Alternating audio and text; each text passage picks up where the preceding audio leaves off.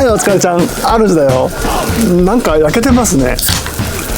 本日はまたね、山中湖キャンプ場安住やってまいりました。もう我慢ができず始めてます。オープニングを撮ろうと思ってたらね、こっちの欲が勝ってしまいました。で、今いつも通りホルモン焼きながらね、ちょっと軽く一杯引っ掛けたいと思ってるよ。今日はね、またね、天気も良くない中張り切ってやっていきたいと思います。始まるよ。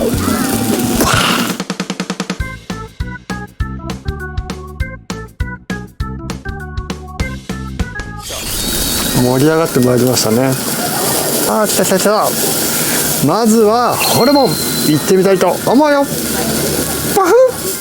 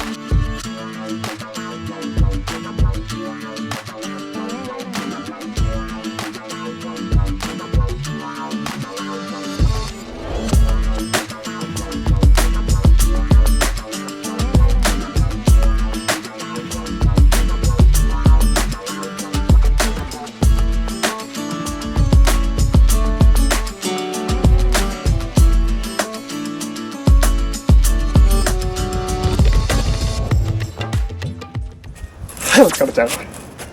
夜は雨でしたけど、なんとかまた晴れましたね。暑いぐらいですね。はい、本日は安住さんお世話になりました。この後はまたいつもの温泉行っていつものうどん食って帰るか。山中湖の紅葉のサイクリングも満喫できたし、いい季節に来れたんじゃないかと思ってます。よし、じゃあ今日はここまでにしよう。行くぞ。せーの、お疲れちゃん。